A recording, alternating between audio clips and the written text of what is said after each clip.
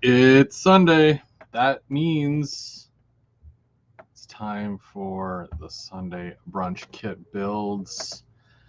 All right. Let's get started here.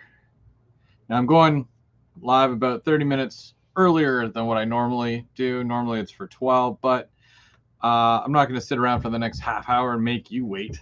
So I'm going to go live now and get some of this stuff going here. I'm really excited to do some work today.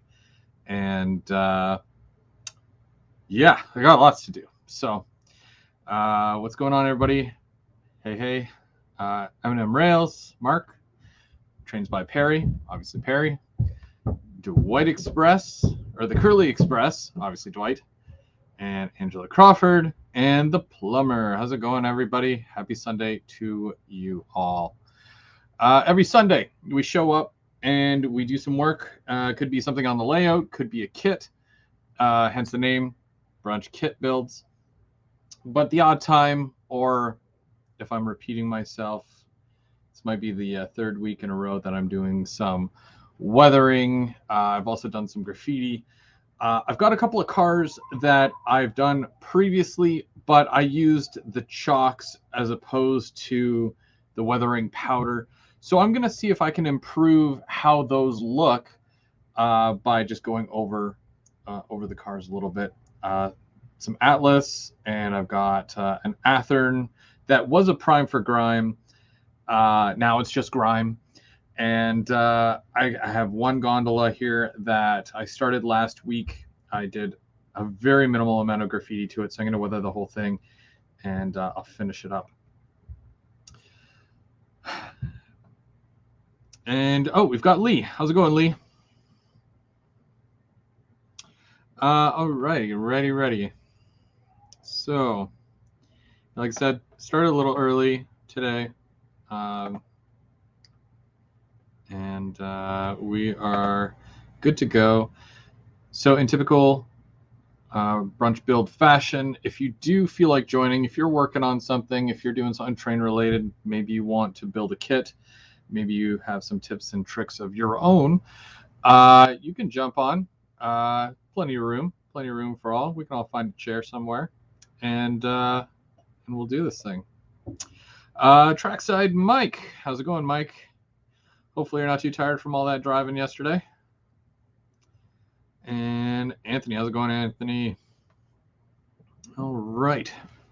I gotta tilt my screen a little bit here because the glare. I'm not normally sitting this way. Normally I sit the other way. But I've got it set up like this because I can't remember. I think, oh, from Third Rail Thursday. That's right. I was set up here because I was working back there. It's really dark in the background. I don't really feel like turning on the layout lights, so it's fine. We can see this. You guys are good. So we'll get started here. Okay, so with the cars, I'm going to get rid of this banner too. Okay, well, yeah, that's still better. All right. So with the cars that I was telling you about, so I have some cars that I did these a while ago. So this one here, this is the Athearn. This is a ready to roll, but it's a prime for grime. You can see that it's it's patched out all here and whatnot. And I did some weathering on that. That's not how it looked. I think it looks okay, but I feel like I can do a better job. So I'm going to add a bit more prototypical weathering to that. Also, the ends. I never did the ends. They're supposed to be the marks going up and down, the dirt and whatnot from, I guess, the kick up from the wheels. So we're going to do some of that as well. If you guys haven't seen before, this is what I use. It's weathering powder by Monroe Models. And I got was it an 8-pack? 1, 2, 3, 4, 5, 6, 7, 8. I got 8 different colors. It was like $52, $53 at OVRtrains.com. And I really like this stuff. My other cars turned out really nice. I've got some cars over here on the layout that I've already done. And I'm going to do... So I used...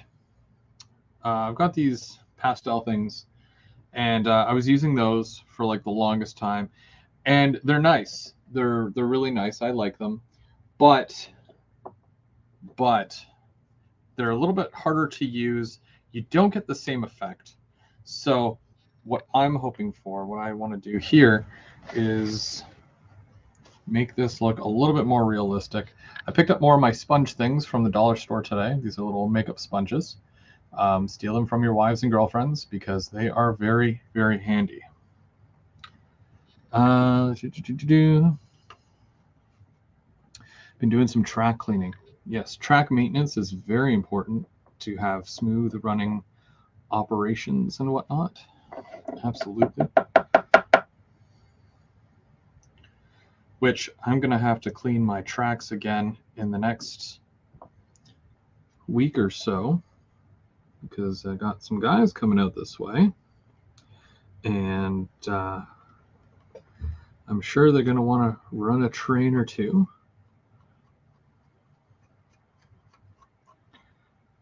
While they're here.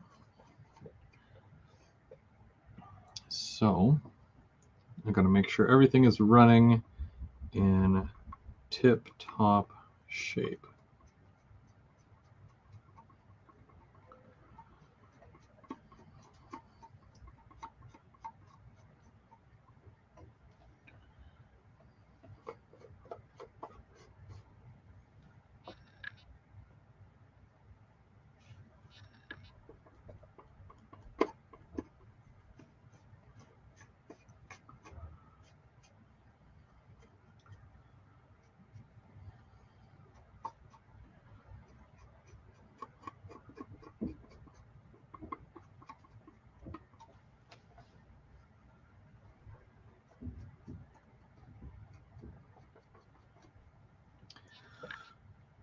Now, Plumber, what do you use to clean your tracks? I use I have a CMX cleaning car, so I fill that thing with isopropyl alcohol, and I send it around. It does some laps, and it makes quick work of it. So it's yeah. So I get to run a train and clean the track at the same time. When your layout is, when the track, well, I wouldn't say as big as mine, but like the track footage, I've got a lot of side tracks and got the yard and whatnot, but it's like when you have that much going on, you don't want to sit there with a Q-tip and clean all of it, right? It's not ideal. That's where the cleaning car comes in, because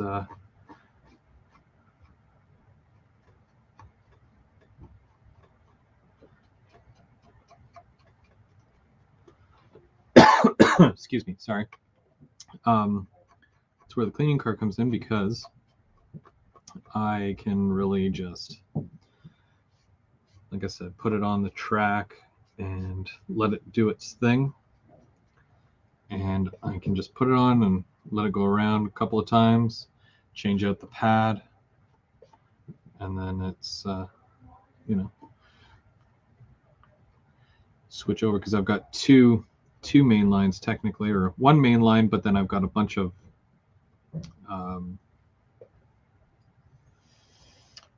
turnouts and whatnot as well, right? So I got to go over all of it, and it's a big undertaking, but it's got to be done, right?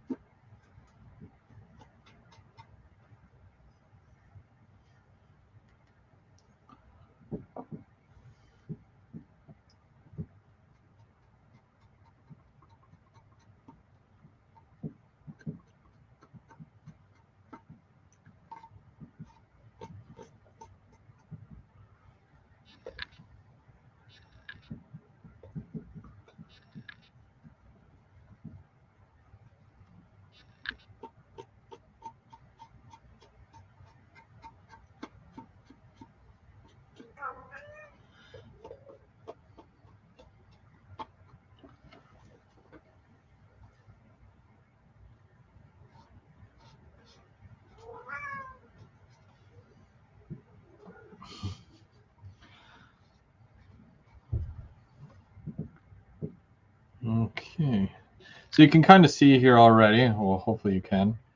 I've just slightly darkened near the bottom there of the car. This is what it looked like before, basically. So even though I had darkened certain, like the whole car, the dirt didn't stand out the way that it does now, where you can really see that level of dirt on there.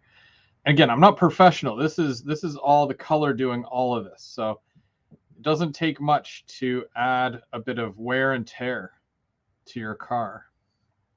And of course, you do both sides. I'm going to do the other side now. And then, yeah, light spray of the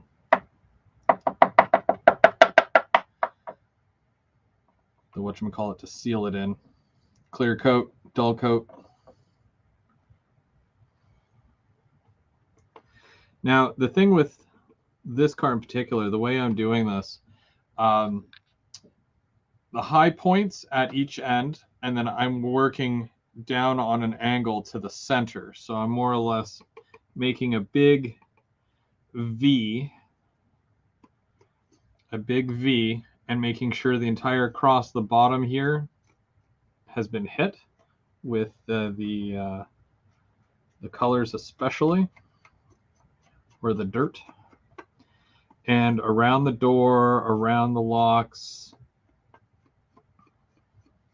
and then I just swipe down.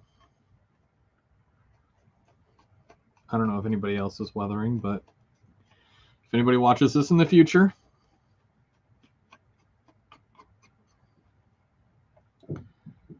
all right.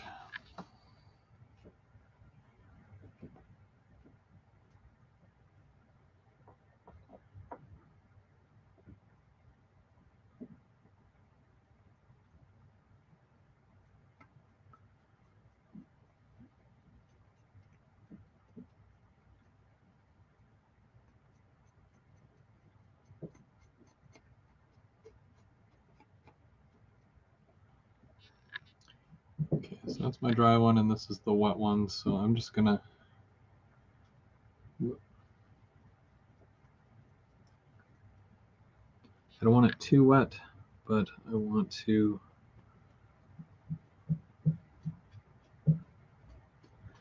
kind of clean some of this off. And we're going to,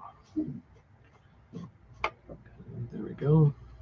And I don't even think I hit the trucks with this, with the powder last time. So I'm going to be sure to do that this time around.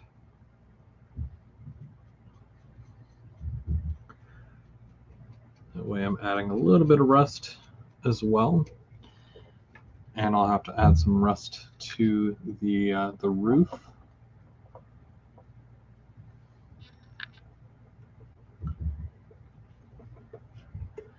And to the door.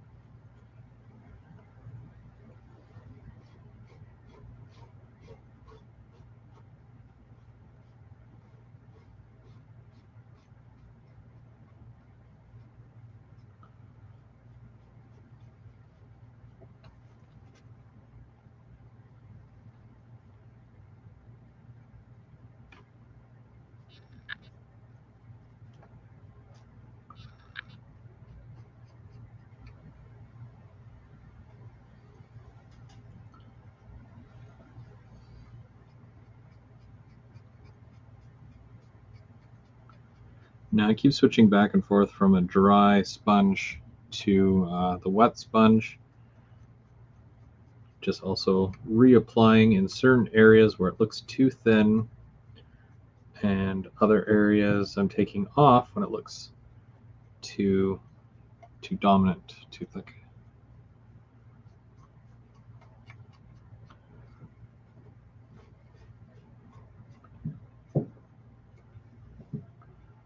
Okay. I'll let you see that side too. Nothing too crazy. I personally like the one side more, but it's good that they're both different.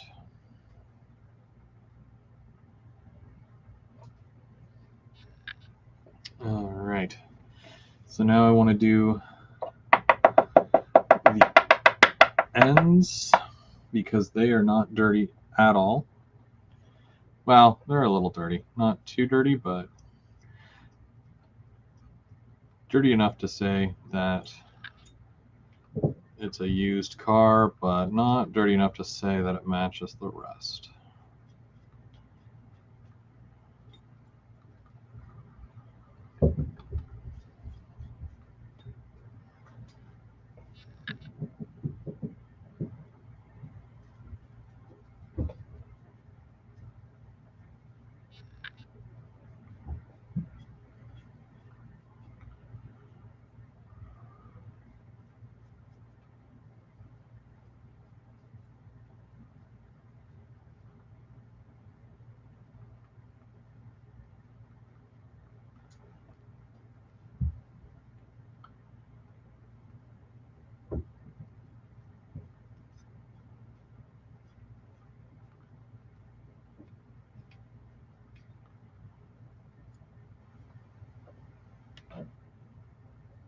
Hey Daryl, how's it going? And CP368 Productions. All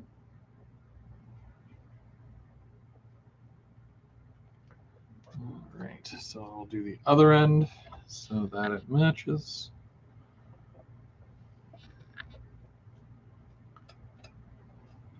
And there's, even though this is an Athearn car, there's still like a lot of piping here, so you got to be very careful. And this is, like I said, it's an Athearn ready to roll, but it was part of the prime for grime. But still good on the details. I like these cars, and they're not very expensive either. They're like $30 or so, 30, 35. I don't know if Athearn's prices are going up or not, but hopefully not.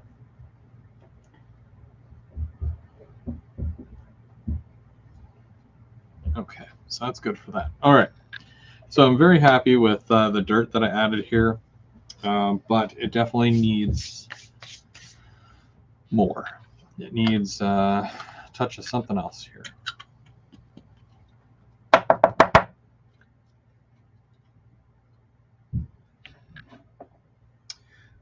I will need to do some grimy black on there, but I think I will do a bit of rust, and I'll do that first.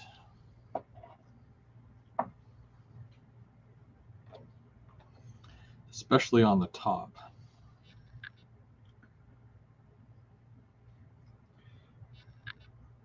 And especially around these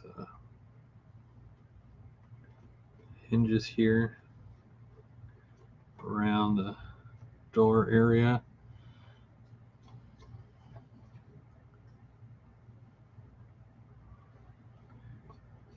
And of course, right along the roof line.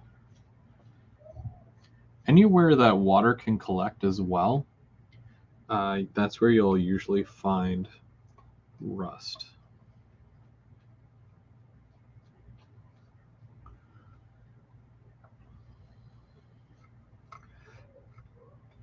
Now I'm going to show you this because I don't know if you'll be able to see it, but even just doing that little bit, I just did a little bit right along the edging of the doors and right along the top edge and the bottom edge there. And it almost acts as a highlight for these things. And this is obviously, there's dirt on there as well.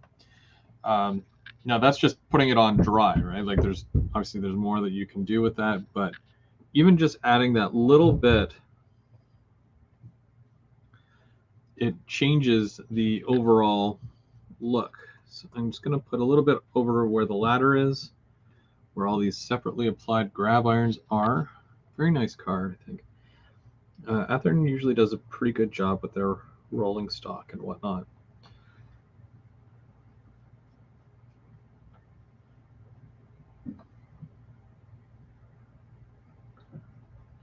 And there's a lot of little details on here, so I'm just gonna see if we can add some rust.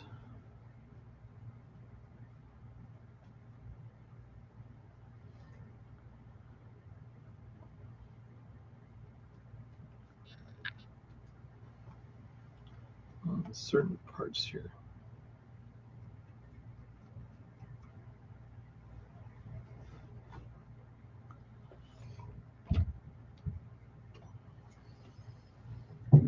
Okay, so you can see I've added a bit of rust along the top, over by the ladders. And that's just the dry run of that. So this is what it looked like before. Very two-dimensional. It's like having just a black and white photo. You don't really see too much. And then you add a layer of the dirt, which is on there, usually near the bottom. And then you add the rust, which is like you're highlighting certain areas. Again, you don't have to put a tremendous amount on here because of the fact that with the real ones, when a car gets too rusted out, they either end up replacing it or scrapping it.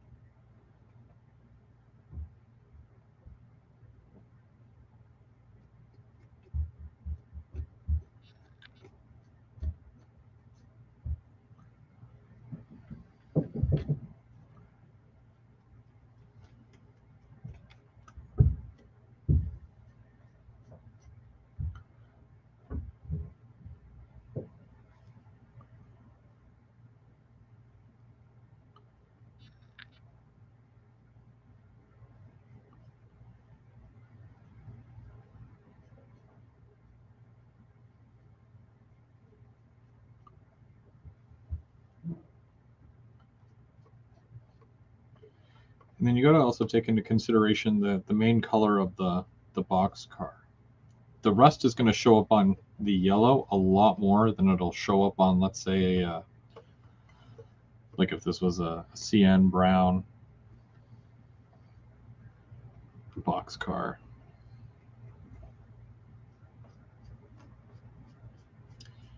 And another thing to consider would be what type of materials are being carried in the car.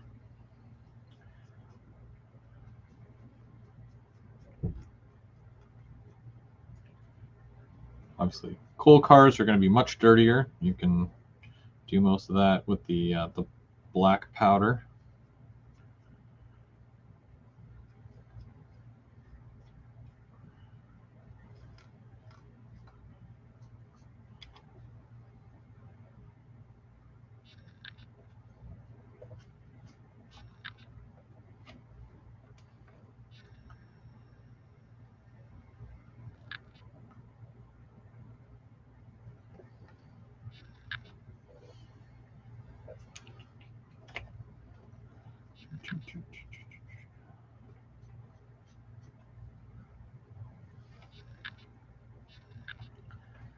Just got to do this end.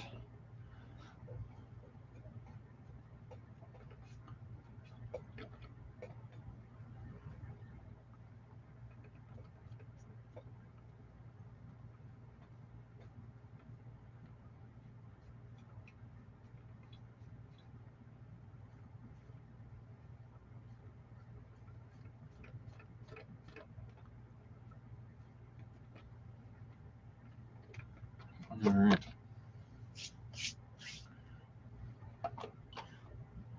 Next thing I kind of want to do is adding color to these trucks.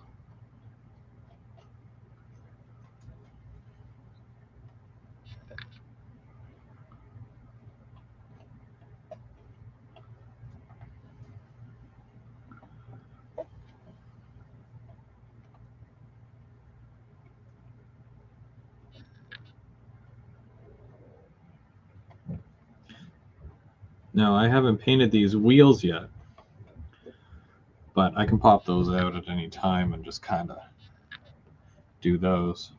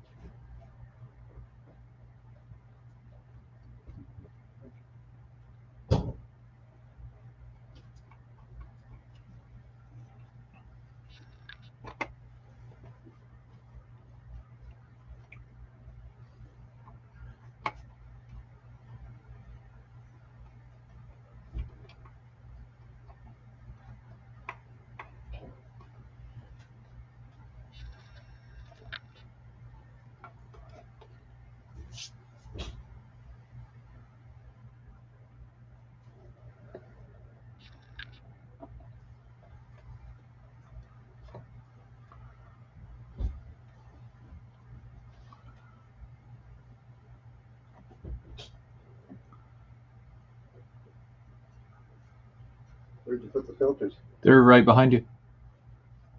That looks like a furnace.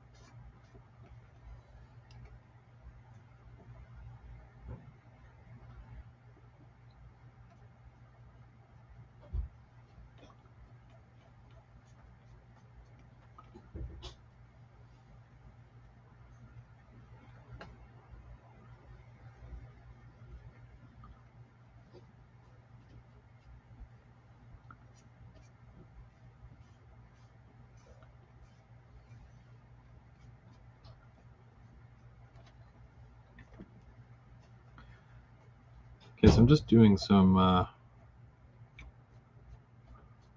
roof detailing here. The roof was already kind of done, but again, I wanted to make this look a little bit more, what's the word I'm looking for? More? A little more.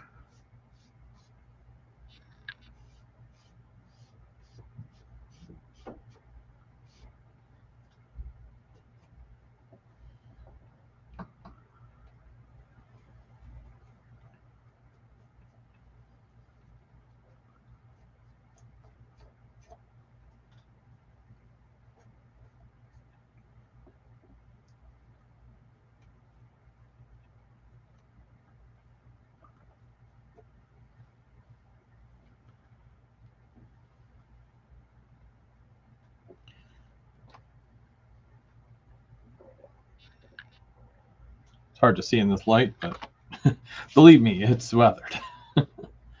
Okay, so I'm done with that. And I'm done with that.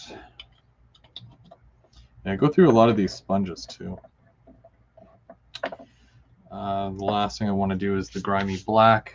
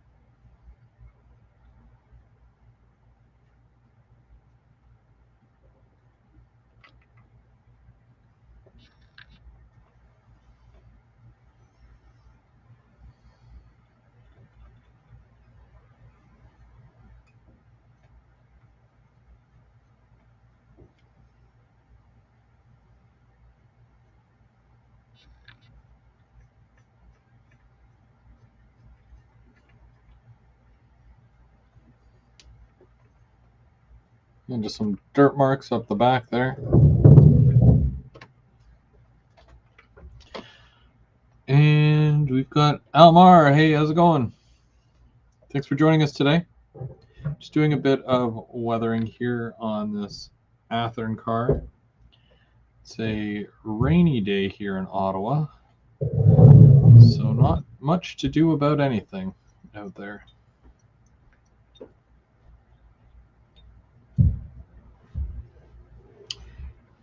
And the PJR, how's it going? Thanks for joining.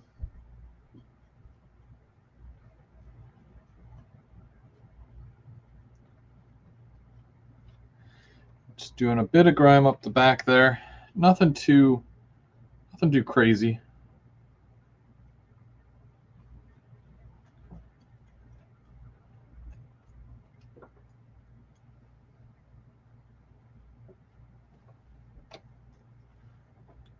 And what am I do? Just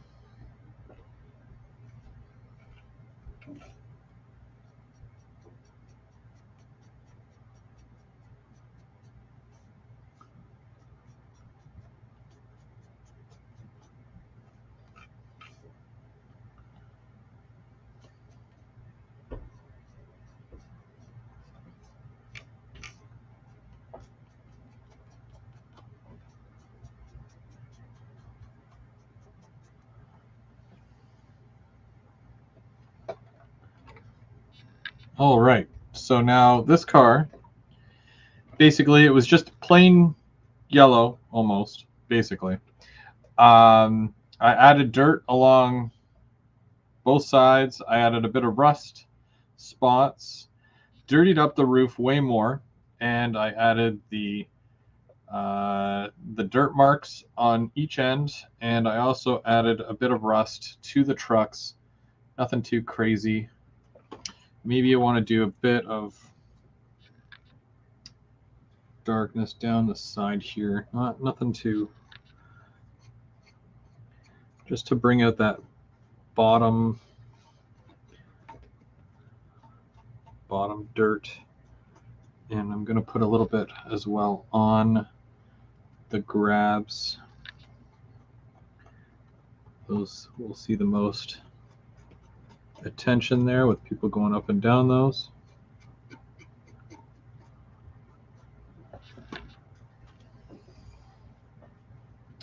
And I'll do the same thing on the reverse side.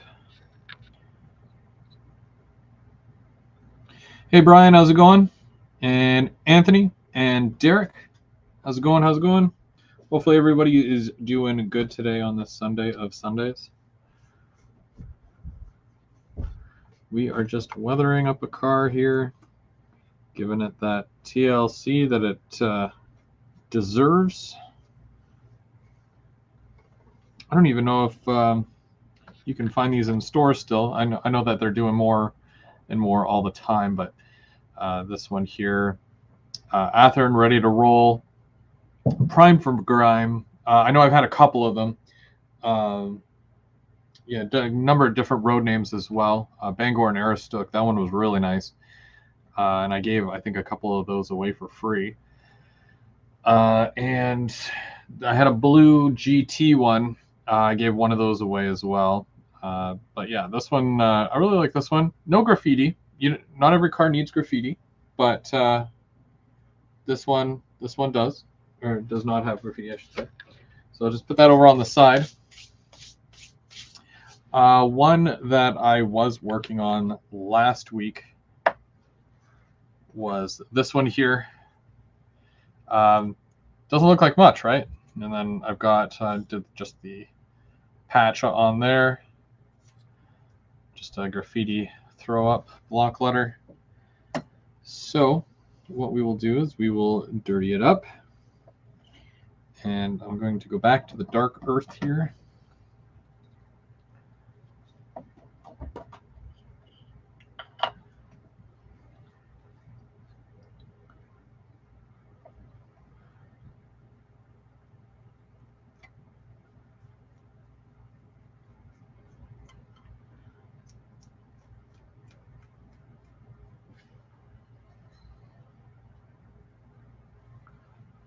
I don't know why this is so shiny. This should have a clear coat on it.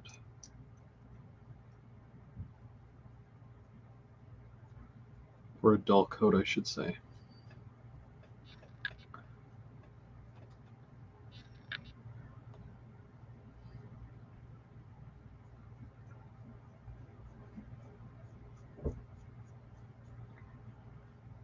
Maybe I'm just so used to seeing them dirty now that whenever there's like a bit of clean on there, I'm like, looks too new.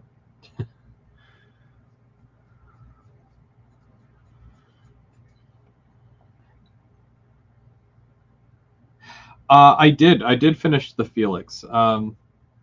It's right over here. Let me grab that. I'll show you. Not my best work. It's I'm going to say that right now.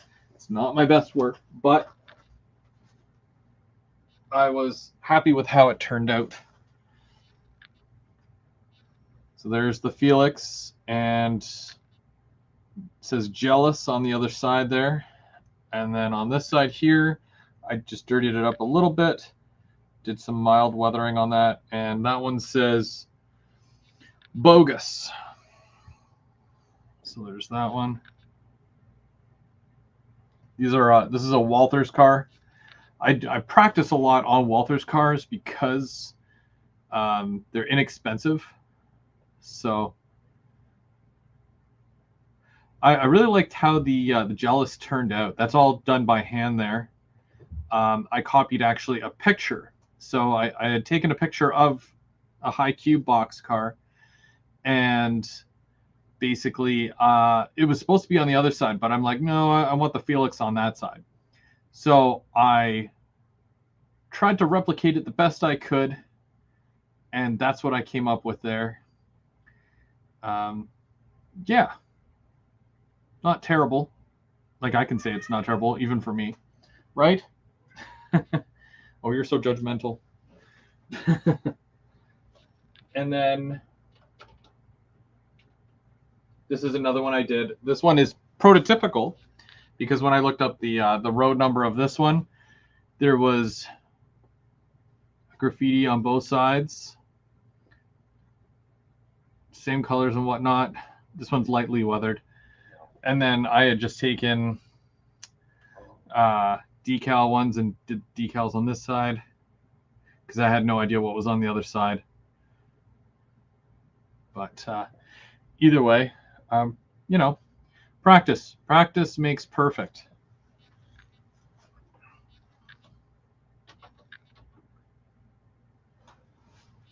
Even if you don't make perfect, as long as you're happy with it, I guess.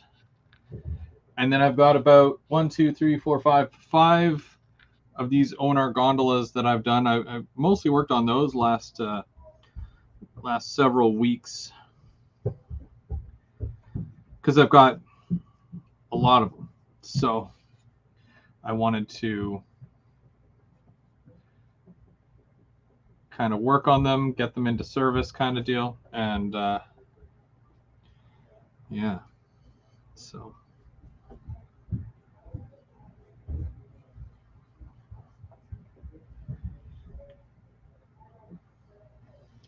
You have a good one, Plumber. Thanks for coming out.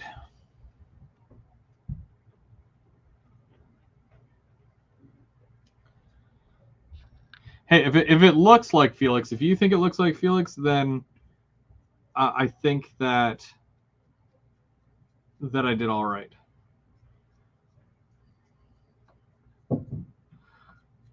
I might have to do another Felix, like maybe just the head or something later on.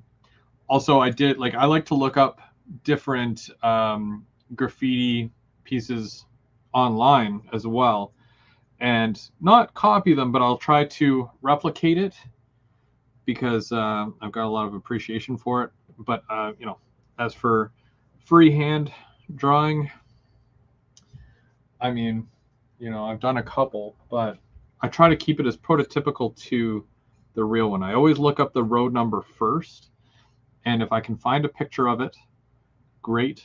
If it has graffiti, I'll try to replicate it. If not, then, and I'm just bored and I want to come up with something, then I'll do that.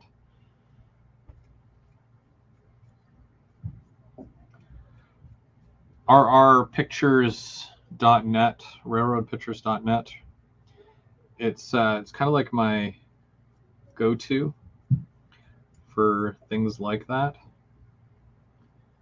And if I happen to find a picture on there of a car that I have, even better. I can pull it up on my phone, and get to work.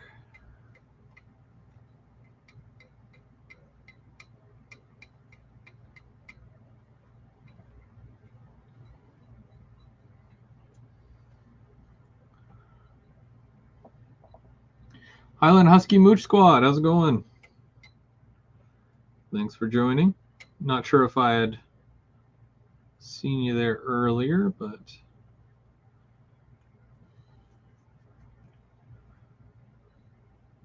it's always nice of everybody to join in and watch.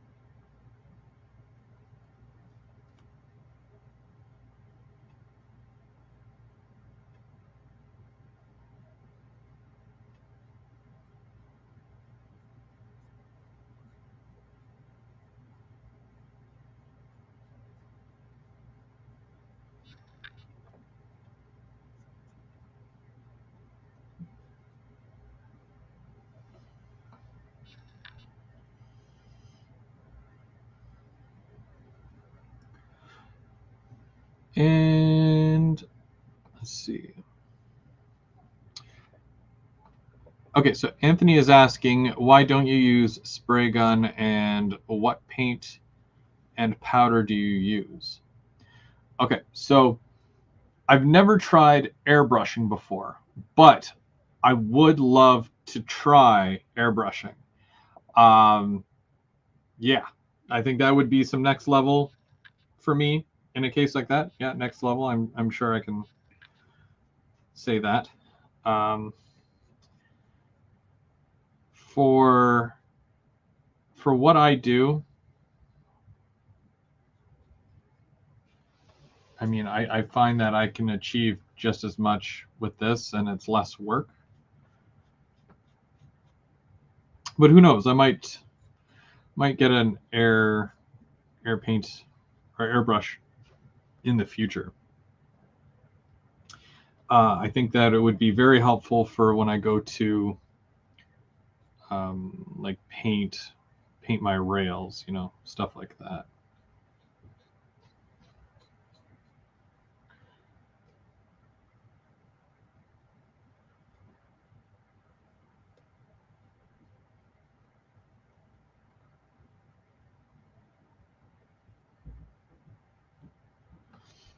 For the powders that I use, these are Monroe Models powder. So there you go. So I've got a pack of 8 here. It's like $50 at ovrtrains.com, and goes a long way. I've done like so many cars, and there's still so much powder. I guess it's because you don't need to pour it on, right? And I'm not doing anything too crazy here with it. But yeah, so I use the powder, and when it comes to paint, if I'm, let's say, if I'm doing a decal, not a decal, but a graffiti, I use paint markers. And these ones here, these are from Michaels. I think this was like about $25. I can't remember for the life of me. And there's bigger packs you can get with way more colors and whatnot. Just what I use, you know, whether they're good or not, I have no idea. I mean, they work. I mean, you've seen, you know, some of my stuff. It's bright and whatnot. So I'd recommend to use them. But I definitely want to get more colors, because when you're using the same colors over and over again, it does kind of take away from it. So you'd kind of want to use a little bit of a diverse color palette.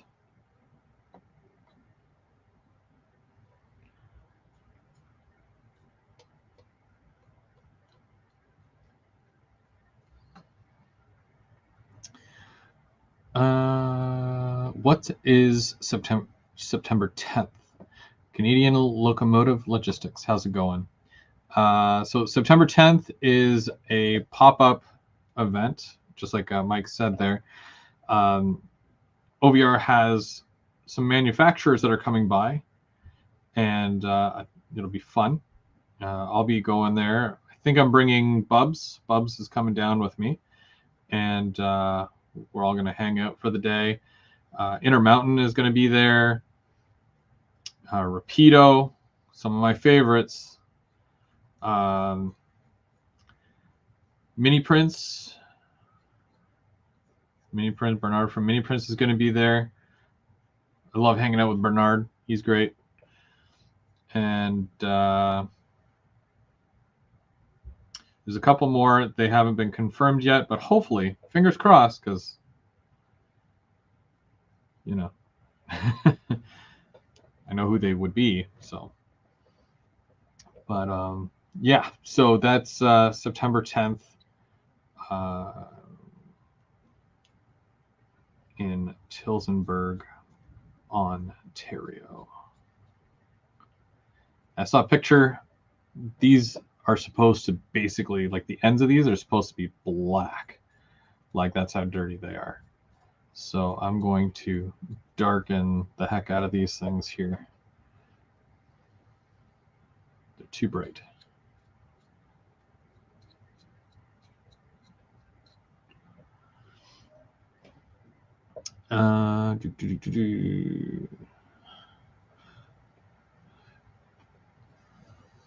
Canadian Locomotive Logistics, yeah, come by.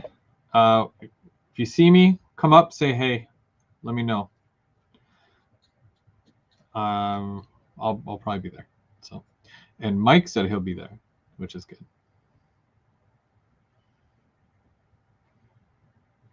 That's a good question, Derek. Why is some of it wet and why is some of it dry? So some of it I'll put on dry as well. It gives it a different effect. So if you can see this here, right? So see how the dirt along the bottom there, that's not just the powder. Sometimes you have to wet it for it to turn almost to a mud or a paste. So that's dry, right? So I take the powder, or actually I'll use this end because this end here I haven't touched yet. Might be easier to show you on something like that. So this is dry, and I'm really sorry about the lighting. So if I put this on here, this is a little bit of a heavier coat. But see how that's, it's just powder, right? And it doesn't always adhere to some colors in the best way. It does gather in the cracks and whatnot, which is fine, but you tend to shake that off after. And when I go at it with a wet sponge, and I'm just going to add a bit more here because this end, like these ends need to be dark, like dark. It also helps to look at prototype photos as well when you do this. So I'm going to come back here, and you don't want it soaked. Like you'll see I'm dabbing it here. So there's already some powder on this one, but I made it wet. And now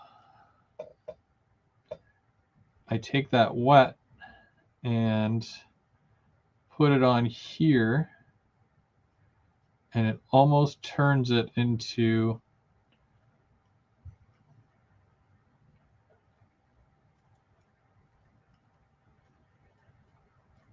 a paste a little bit. I don't know. That's probably the word paste is probably like the wrong word to use because then it makes it sound like it's like almost like a Play-Doh or something.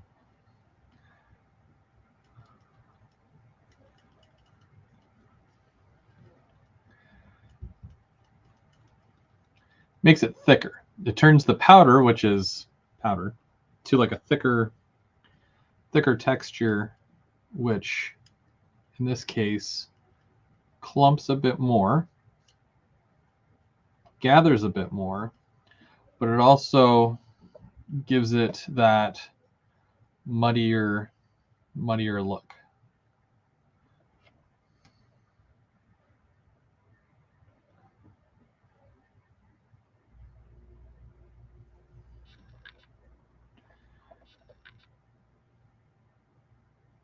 And it also depends on the color that you use and how you put it on there. So the dark earth, for sure, I can make that look like obviously like mud stains and whatnot. Rust, like if you want something to really look old, then yeah, go with the rust. I've got two different colors of rust. So when you get this pack, when you get the pack of colors, you get a light rust and a dark rust. You get a dark earth and a medium earth. You get the grimy black, medium gray, chalky white. There's a yellow as well, dirty yellow.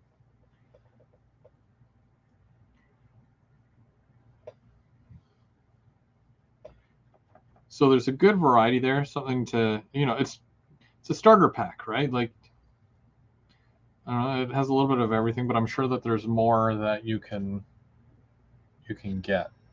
So when I do something like that there, I'm going to add black to that as well, but this is just dirt adding dirt to the car, and then you can see down the side there, like this is the blue that it used to be. Like that's clean except for the graffiti. If that'll focus. And then when you add the dirt,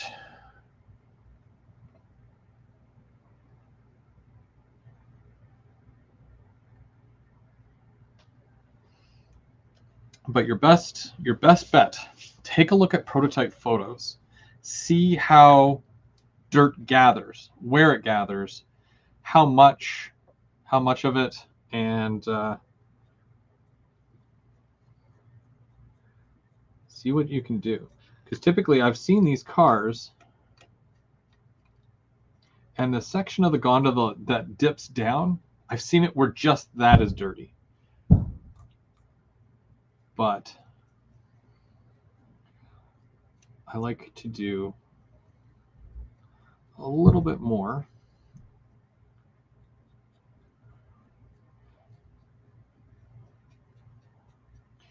And the white's really good if you've got, let's say, the CN decal on the brown. Now, if you want to make it look like that paint has run, you use the white powder and you put it coming down from the logo. I've done that a couple of times with a couple of different logos, and it's a nice effect. You probably wouldn't do that for every car, but it's still nice to see.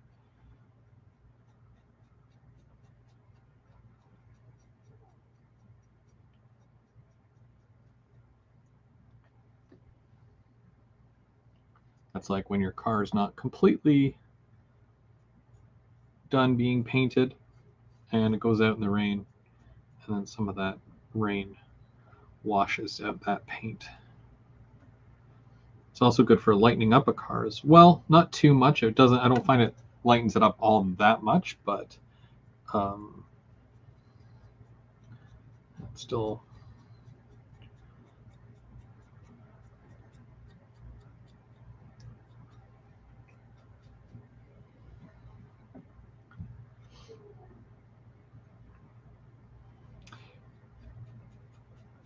Yep. Yeah. Definitely on the end for when it kicks up the dirt. Absolutely. The only part of the car I don't do is the underside. I never do the. I mean, you could, but might as well just paint it black at that point. With these here, I do the insides. And again, depending on what they carry, you might do it a little bit different. Some of these cars actually carry, it's like a limestone, or I can't remember, but it leaves the inside looking like a chalky white and lime green color. And then they put the caps on to make sure that stuff doesn't blow away when the train is, going, right? Because it's like a dirt or a chalk. I can't remember what it's called, but I think it might be limestone or something like that, or lime something. But yeah, do the research, and that way it'll make sense for what you do.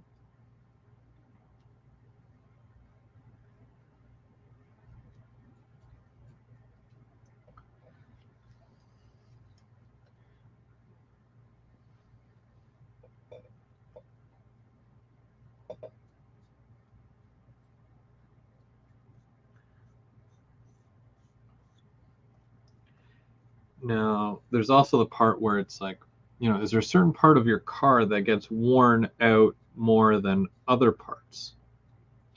Is there certain parts of your car that are exposed to more elements than other parts of the car?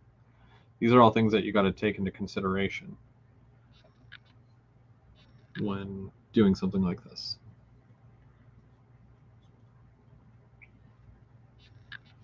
So in some cases, I like to get the ITLA wood bottoms, which they already look weathered and whatnot. But I can always fit that in here, even though I'm weathering the sides and whatnot, and it'll all look like one car anyways. So I'm not too worried about that. Whoops.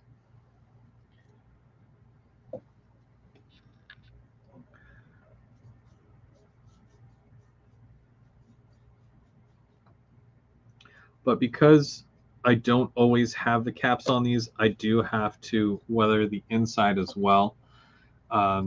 Yes, I'll add the rust, dirt. The blue is not going to be bright in here. For some reason, Rapido did the floors gray. So, I don't know if they were gray at one point or if that's just the color that Rapido decided to do. And I'm pretty sure it doesn't matter the road name, like CN. I think I have a couple of CNs as well, and they're gray on the inside as well.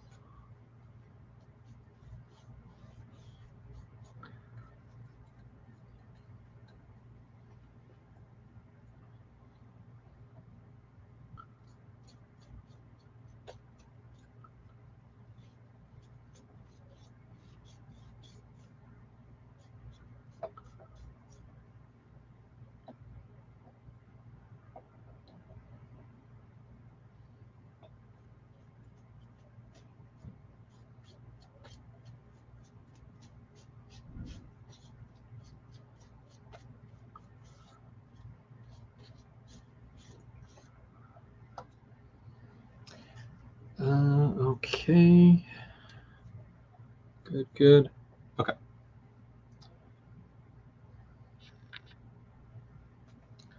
Actually, I'm just gonna see if I can, because I'll probably end up changing that out. Yeah.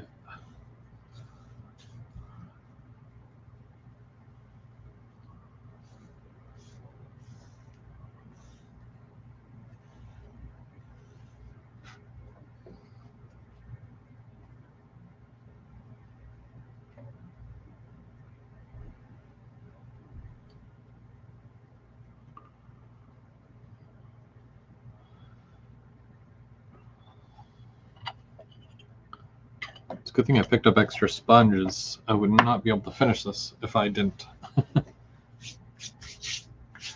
And I'm going to use a light rust on the inside here.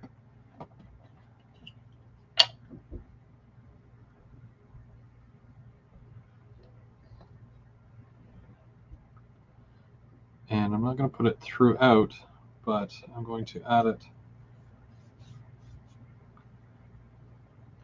because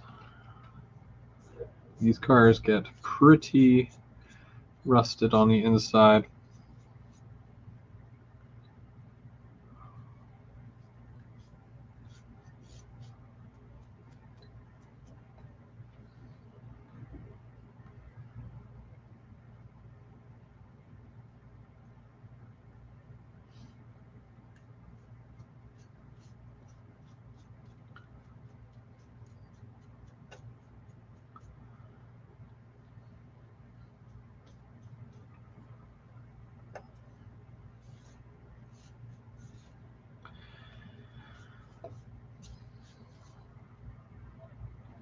And of course, I'm going to add some rust to the top here because that is usually where you'll have like,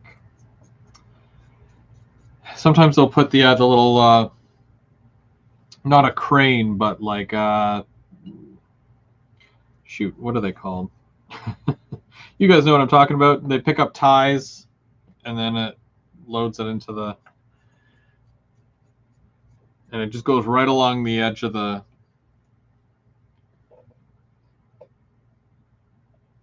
Yes, Perry, I do the dull coat before, and then I seal it with a dull coat as well after.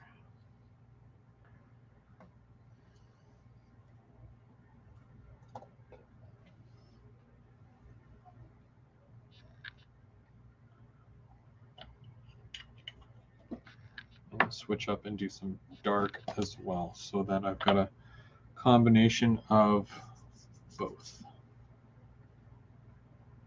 Which one did I use? This one.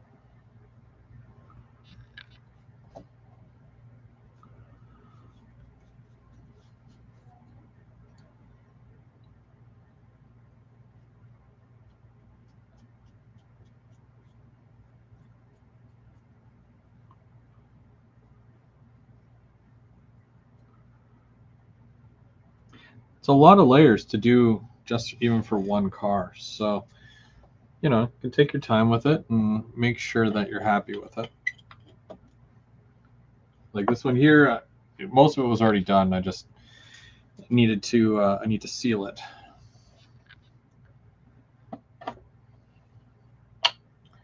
Cherry picker, yeah.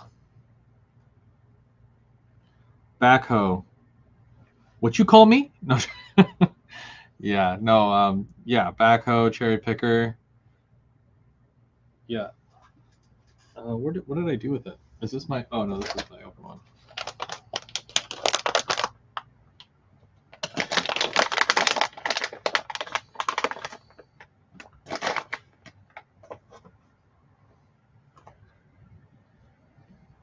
See, I hate when they come smushed like that, because then it's like, I like like. See how that one's flat? Flat. The other one was like all like dented and stuff. So we'll do the ends.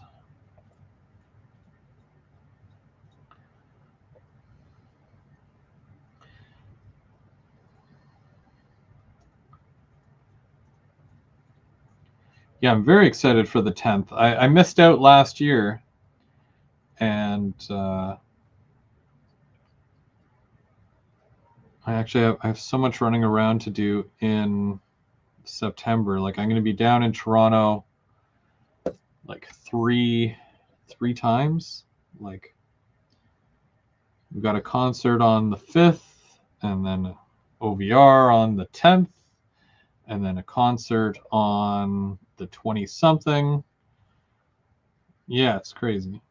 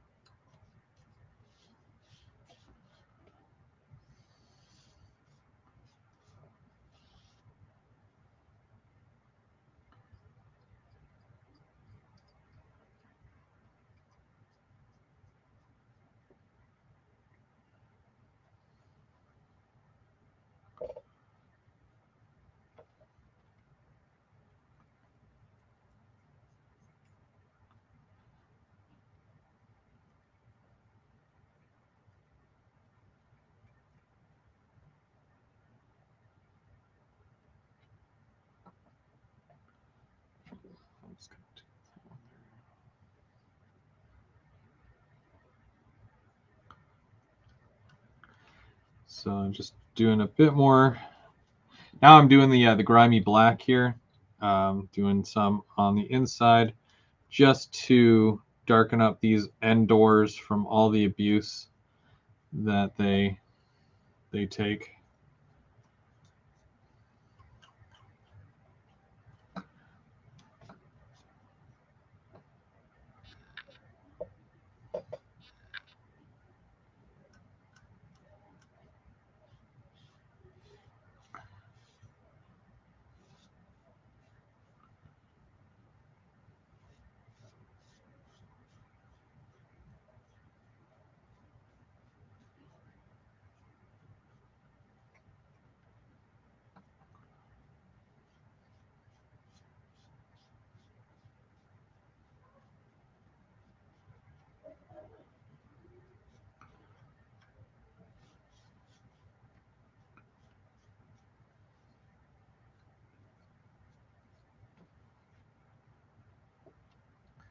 Okay. And you can see there with the end, like there's still a lot of yellow to it, but it's still a lot dirtier than what it was 5 minutes ago. And you know what? I'm going to add a bit more.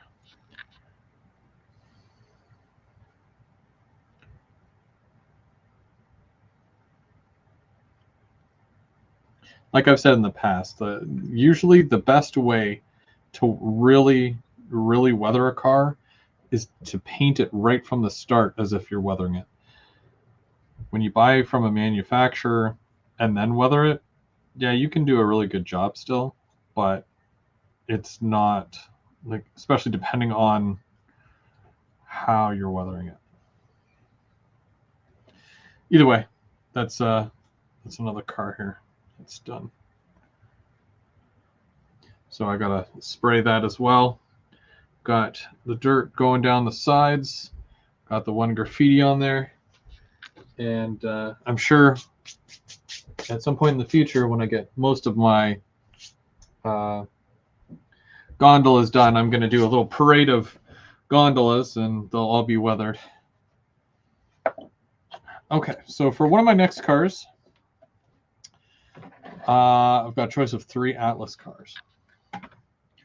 O&R, O&R, and O&R. Yeah, thirsty. So this is another great example of looking up the prototype and copying it for what it is. This one I did, this is one of my earlier ones. This is O&R 7768, 50-foot plug door box car. And that graffiti that's on there, I drew it by hand with the paint markers. Those are the colors they're supposed to be. That's how they look. I have no idea what they say, but yeah, and you can kind of see the weathering job that I did on this. That's using the pastels. Not amazing. Didn't really do the lines up on the back, and the top is very mildly weathered, as you can see. Doesn't look great. So I'm going to see if I can fix this up, do a little bit better of a job, and hopefully this one turns out. I'm going to do a medium earth on this one just to kind of change it up a bit. I don't need it to be super dark, but I do want it to show its age a little bit here. And also the dark background color, this will help to kind of stand out a bit more.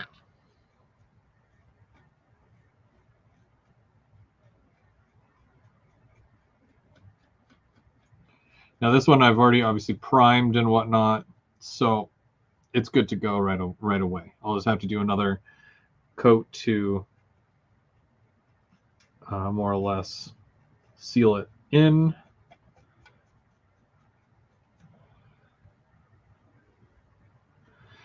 And these are just it's Sunday. These are just quick little Sunday jobs, I wouldn't do this any other day of the week.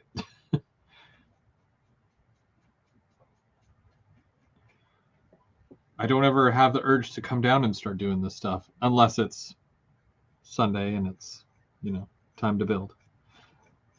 Building on the brunch build,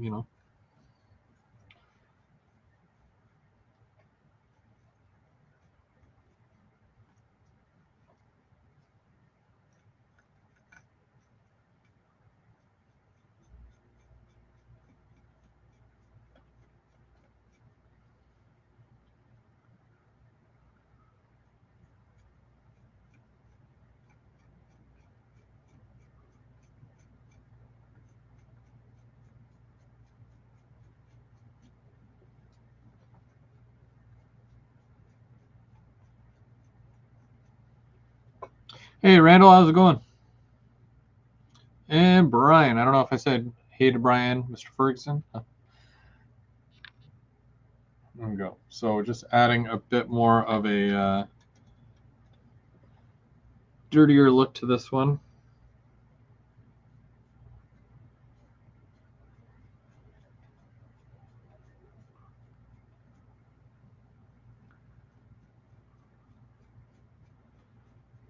And I really want to bring down the brightness of these chevrons as well, because the yellow is great, but in reality, they're not that bright.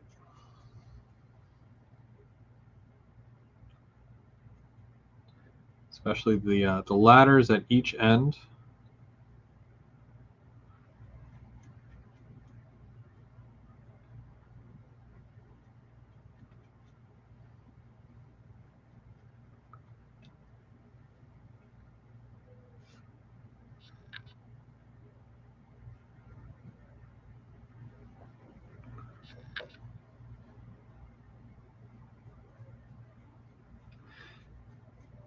And sometimes when I put the powder on, it doesn't go on thick enough. And then when you wet it as well, it does appear a little bit thicker.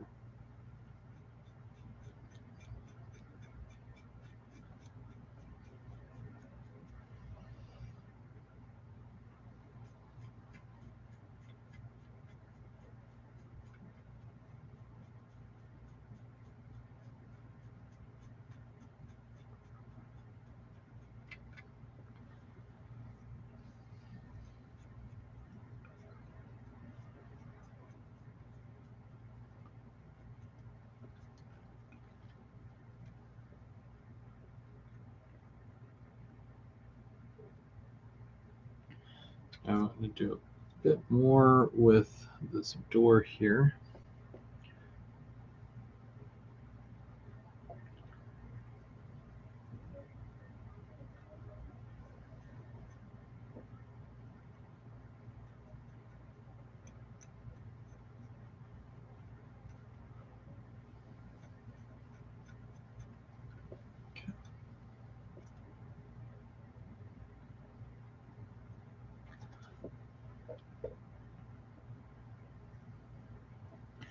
Oh, you got the rain last night? It's raining outside here, so you must have sent it our way.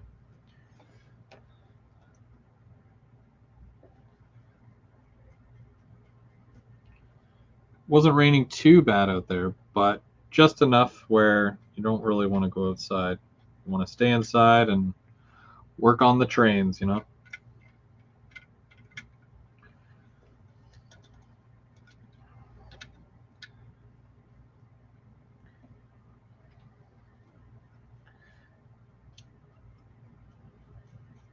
And these ends look like they haven't even been touched.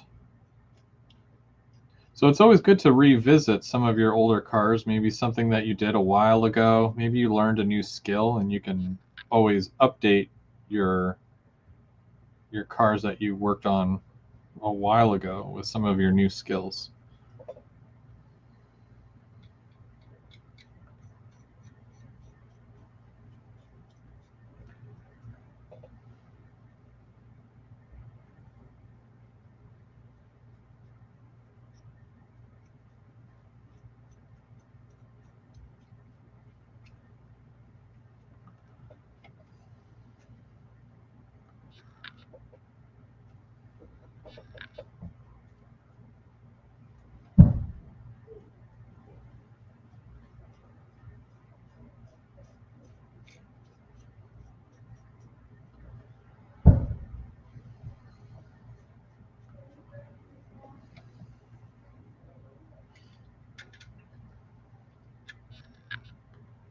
Okay.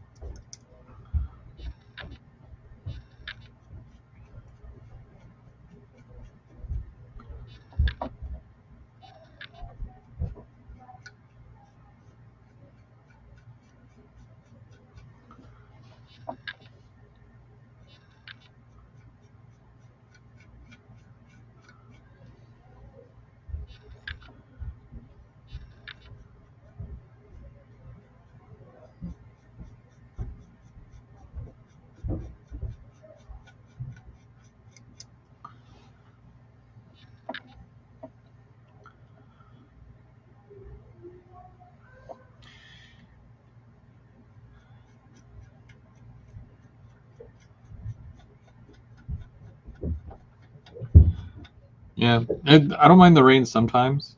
Like if it's like, because we get these really humid days, and you're just praying for rain at that point, and it's just completely miserable outside. You don't even want to go outside because it's too hot, too dry, and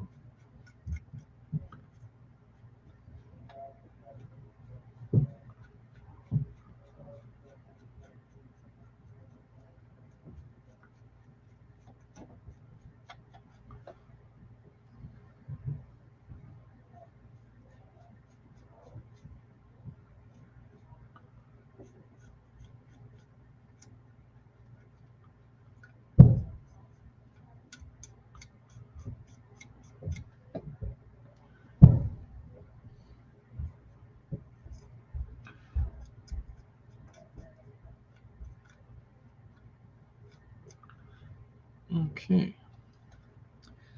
No, it's just the one end. Which end do I have to do? This end.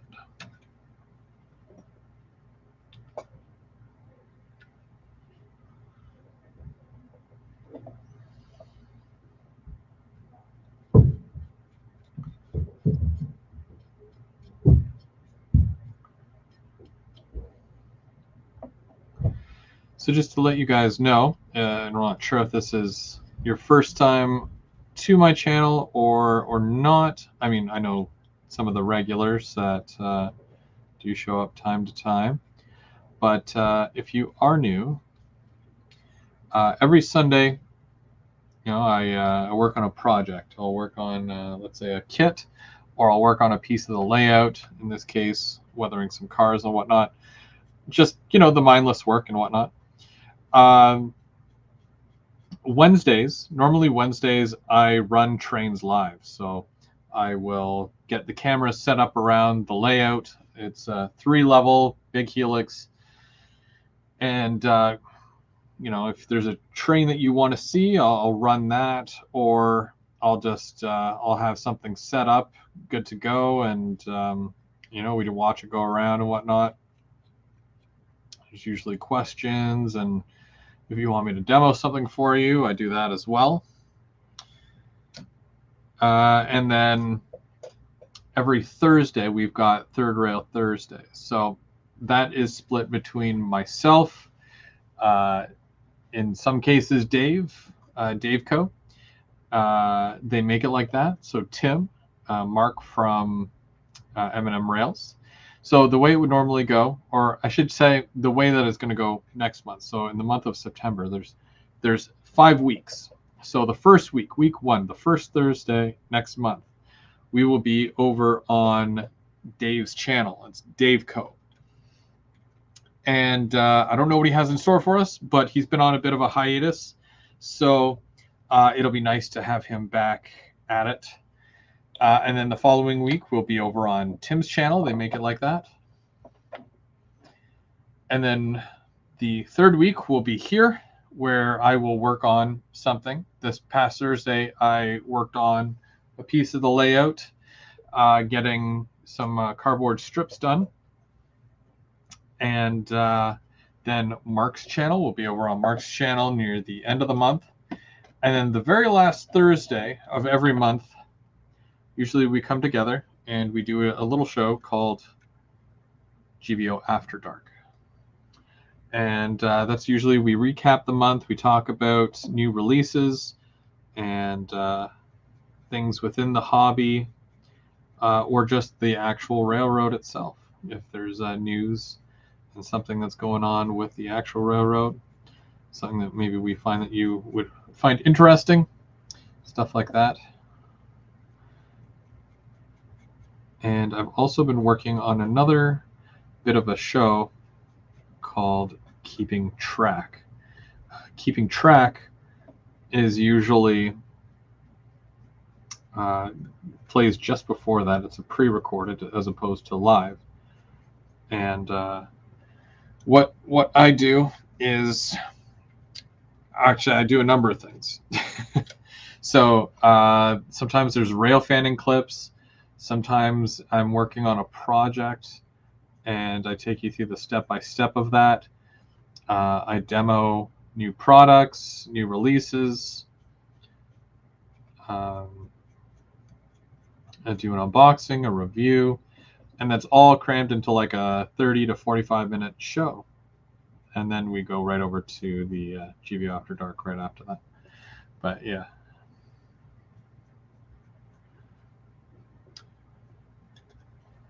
I'm just using a bit of the dirty yellow right now just to kind of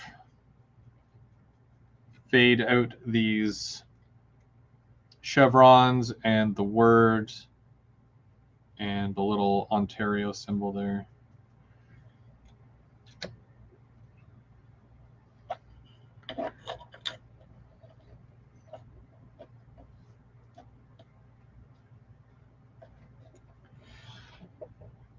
Yes.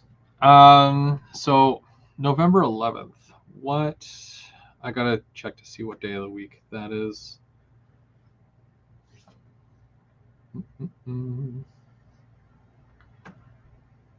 September, October, November. November 11th is a Friday this year. I probably could. I could probably do the thing on the Wednesday, but even like this Wednesday coming up, I won't be doing one because I'm going to be out of town. So that's something I'll have to double check on a little bit closer. But I do have, I still have the car with the poppy on it. It's not on my track right now. It's on my display. So I know every year that you add the poppies to the car. So that's definitely something. If we do that, or if you want to bring over your military train, that would be cool too. We'd do something similar to what we did last year. Last year, Perry brought over. He has a full military train. Like this thing is crazy cool, and it's a whole bunch of flats and whatnot that he totally customized so that they can carry tanks and armored vehicles and whatnot. It's so cool. And he put a lot of work into that. And we had that running last year, along with a P-42 in the veterans. I guess it was a veterans. It has the giant poppy on it. So, but yeah, I'm still waiting for the Athearn one to get released myself, so I can grab that one. But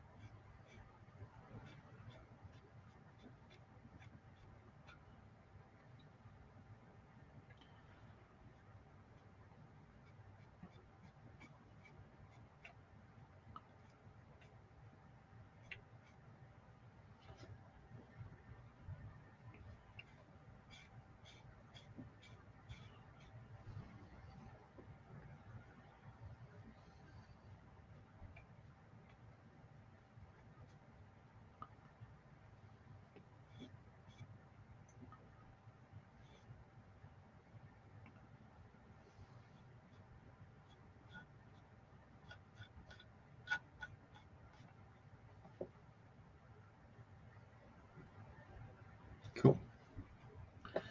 And then I'm just going to do a little, just like I did with the other ones.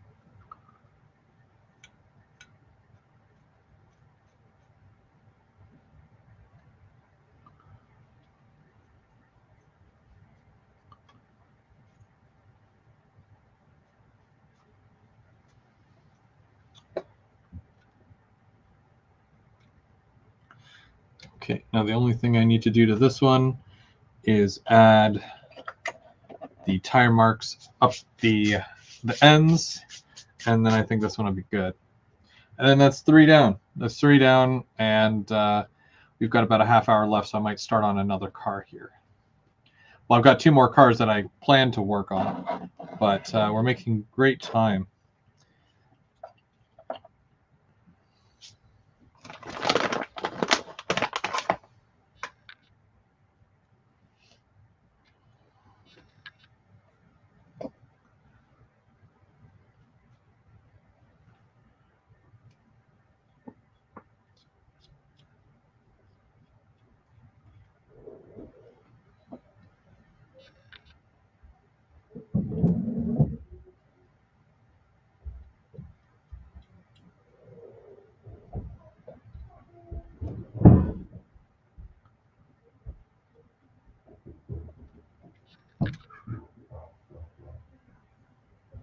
Cool.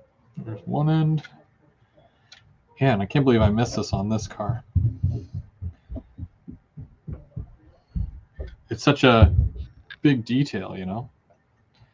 Oh, well.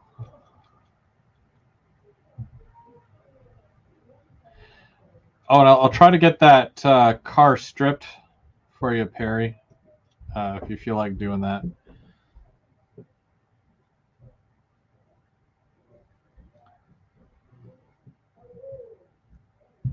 There we go. Okay, so big difference here with this one. I don't know. Again, you can't. I don't know if you can tell because of the lighting, but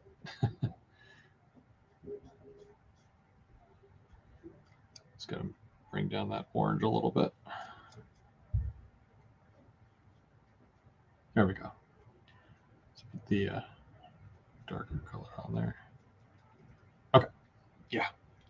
And the roof is not half bad either. Yeah, again, you can't tell, so won't bother. All right. Okay, so we've got 2 cars here. One that has a little bit of graffiti on one side, and this one has graffiti on both. So with this car here, again, exact same car, but this one is number 7755. I had touched up the graffiti a little bit. It's not amazing or anything, again. Same thing with this side here, touched up the graffiti on that as well. But the car needs a little bit of a better weathering job. I did some of the lines there, and there's some lines there. So at least I made the improvement of that. But yeah. So we'll see what we can do here with this. I've got a whole whack load of sponges here that some of them oh yeah, I can just throw most of these out. I don't save them, but geez, what's going on upstairs? Noisy. It's a full house today.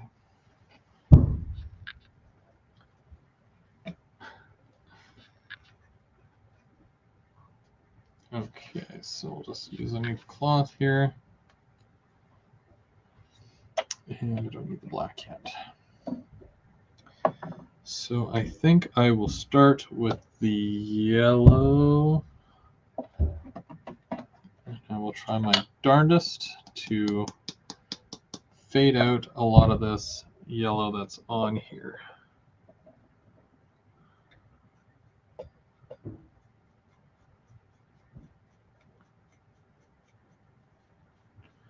Make it nice and light.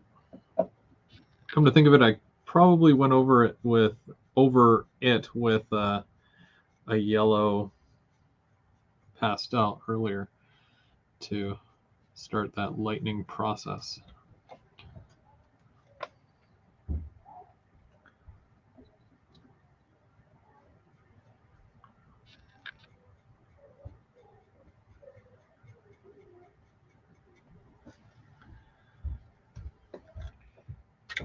And I might as well see if this works on the end. Yeah, the ends, I don't think I did as light as what I technically should have.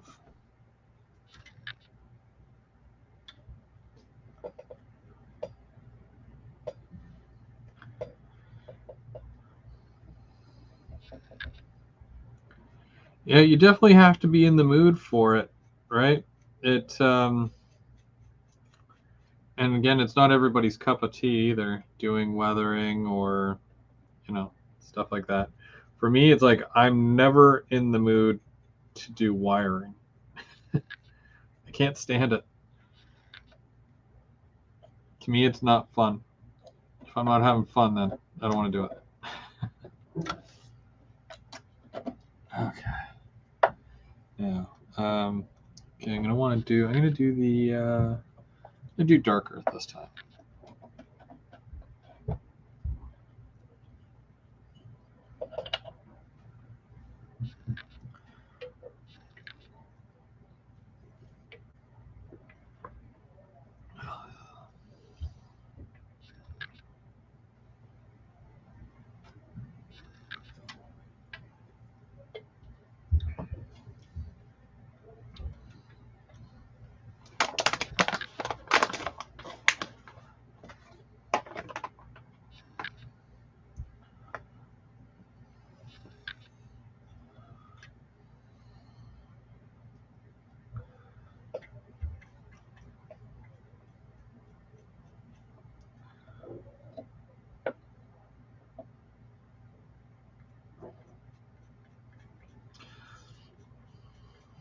I love these cars too. Like Atlas does so many of these 50 footers, but the problem is that with some of them, they're not. I mean, they're not extremely prototypical, so that might be a problem for some.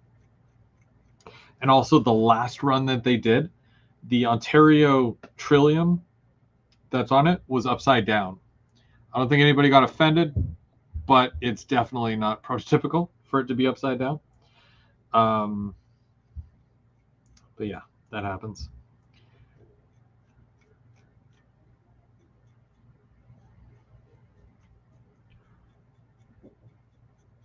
Something to watch for.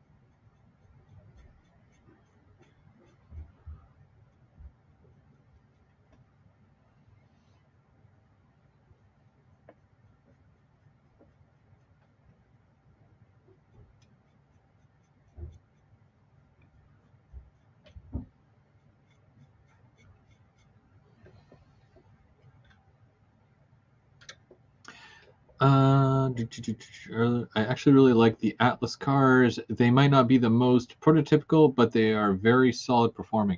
I agree, except for the couplers. Change out those couplers. Atlas couplers are the worst. Yeah, they're bad. Cost and body mount couplers are the most important for me. I don't care if it has all the detail, but I don't want it to look like a cheap toy either. Absolutely. Absolutely. I mean, in most cases, you pay enough money for it, right? You don't want it to look like a toy.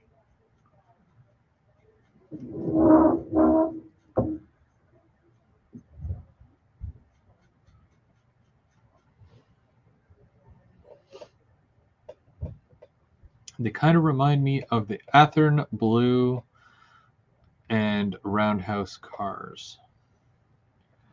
I mean, this still has a lot of separately applied parts to it, so it's like it's a step up, but not any better at the same time. You know what I mean? Atlas logos are good too.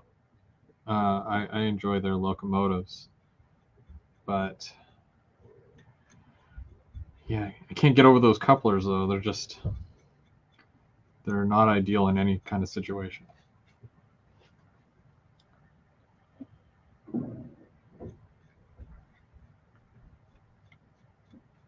Like there's a point where you should just use KDs.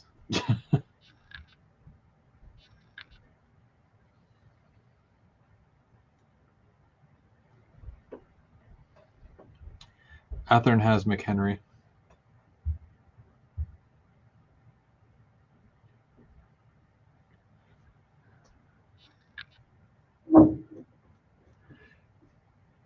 The couplers I like, besides obviously KD, are Protomax couplers. Protomax are really good.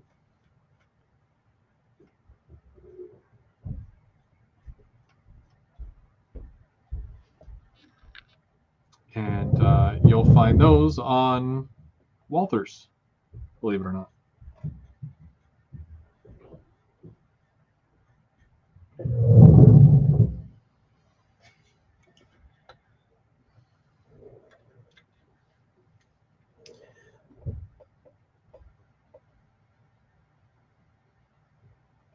Oh, the horn hook ones? Yeah, those are super old school. That's all you had when I was growing up. That's all there was. They didn't have anything better than that. God, I sound old.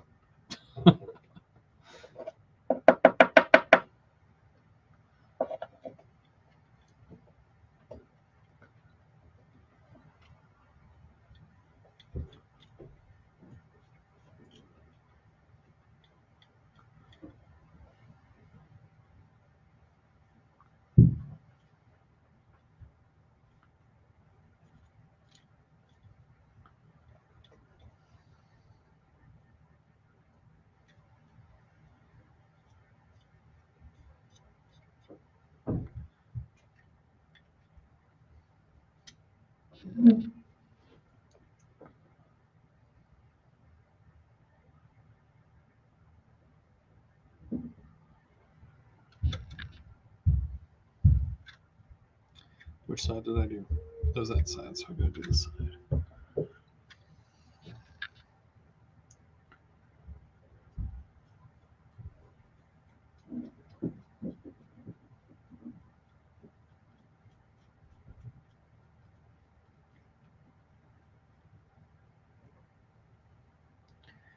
Yeah, from some of the stuff.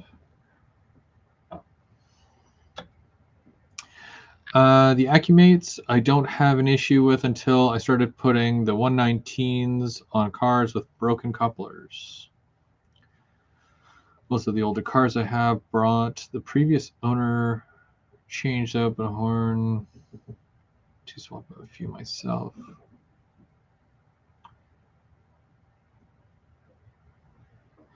I mean, they worked. That's the only thing I can say about horn hook couplers. They worked. They did what they needed to do, but they're just, yeah, they're just not what most people would want to use in this day and age.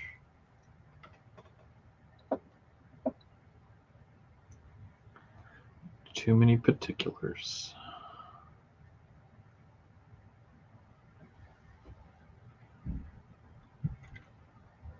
Cool. Cool. Making the car look a little bit better with every single color I add.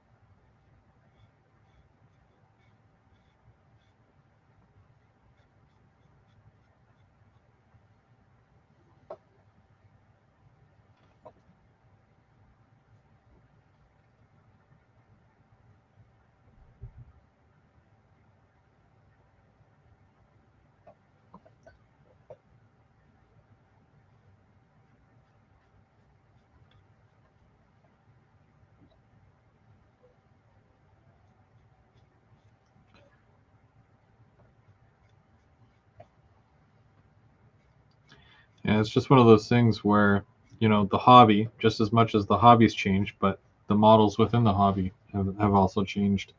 Standards change all the times too. And of course, people's expectations of all of it, right? So it's tough. You can't please everybody, and it is what it is, right?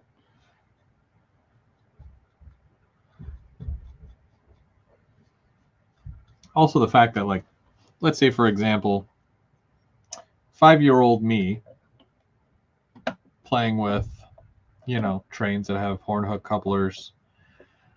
Um,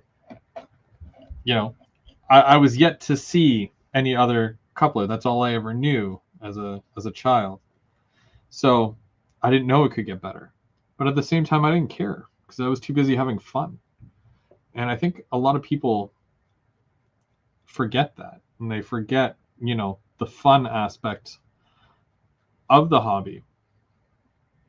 And they're too worried about prototypical everything. Yes, it is possible to run prototypical things and still enjoy the hobby. But there's a lot of people, and I see it online a lot, in discussion boards and whatnot. And, they're picking manufacturers apart or complaining about this, complaining about that, or they're looking for something to complain about.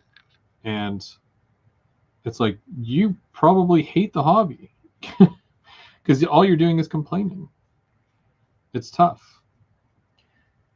Have fun. That's what you're supposed to do with the hobby. You're supposed to have fun. But everybody has their own way of, enjoying something, whether it's nitpicking or trying to make it to the point, the prototypicalness to the point where,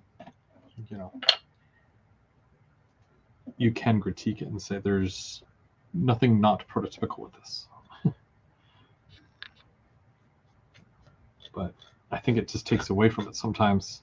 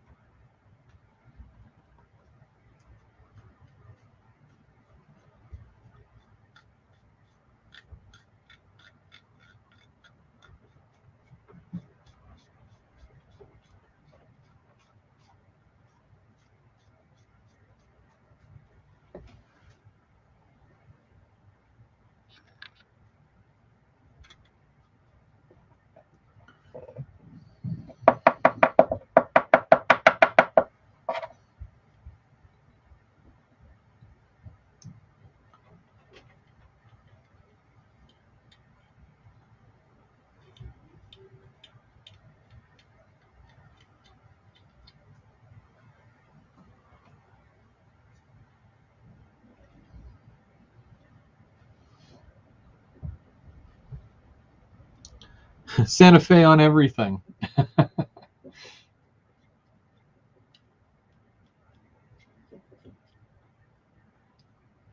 I know a few guys that would full-heartedly agree to that. Mark loves Santa Fe.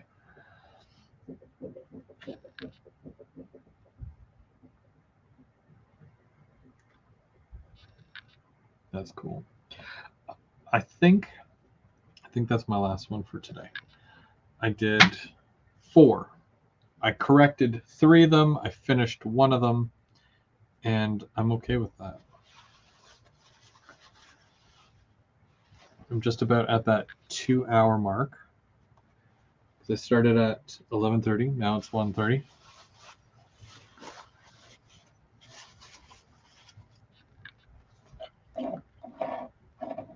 So we'll just take a look at them again, and I'll spray them. I usually spray them one at a time, but I just didn't get to this one. This was the other one I had.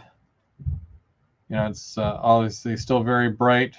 There's a graffiti on there, a couple little graffitis, and then this side there's nothing. It's weathered, like the old style that I weathered, but that has to be corrected. So I'll put that aside, and I'll do that some other time. So this was the last car I did here. As you can see, whoop, there's graffiti on there, so I dirtied it up. I faded that yellow on the chevron. I dirtied up the ends, and I also, I don't know if you can see that, probably not. I did some light rusting on the roof. Then we've got another one, exact same car, different number. I made this one a little bit darker on the top, a little bit dirtier on the sides. The ends are roughly about the same. And there's that side as well. Hey Bubs, how's it going? Then this one here, this one was done and it was decent, and then I made it look a little bit better. Added the end dirts and just darkened the top a little bit more, and yeah, just overall just happier with how they're coming out and they're looking at the end of it, as opposed to, well, I'm probably gonna have to redo this. Probably not, but, and then there's just another gondola, dirtied up the ends, dirtied up the inside, and did some dirt along the sides on here as well.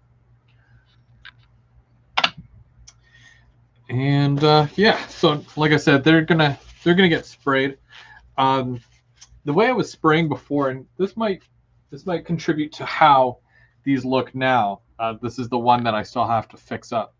So when I first started weathering and whatnot, using the chalks and the powders and whatnot, I would put it on and then I would spray it, thinking that, okay, that's just going to lock in whatever I did. What it did was it got rid of the weathering altogether. That's why it looks like this, but I mean, I weathered it at one point. So where did it go? It's because I was spraying it too close, you know, or I would use too much.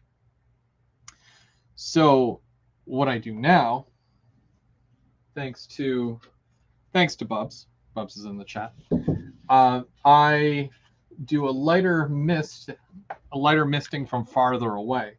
And I'm just going to grab one of my cars. I've got a spider web of hot glue attached to my finger now. I'm going to put that over there. This is one of the cars that I did one of the previous weeks, and I've sealed it and whatnot, and it looks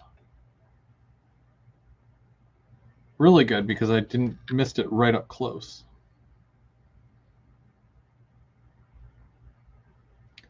And you can clearly see all the dirt on there, all the rust on the inside and whatnot.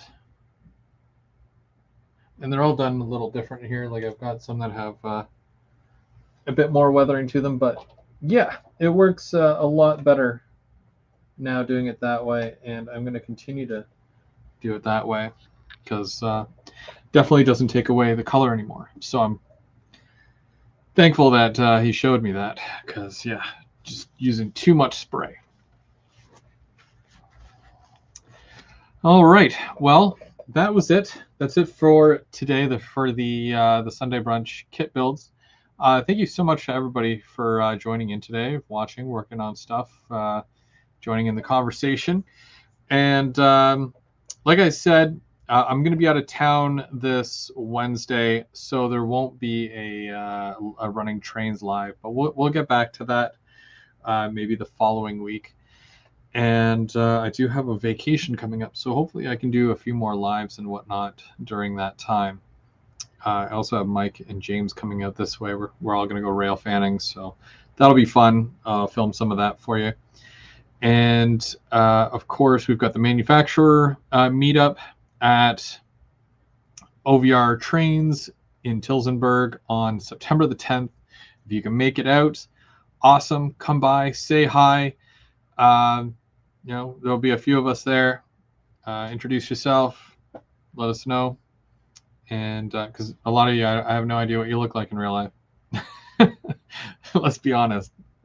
But either way, I'm excited. I'm excited. Lots of cool stuff on the way. And we will see you real soon. Thank you so much. I do have a train to catch, though. My Sunday is right on time. So I will see you guys real soon.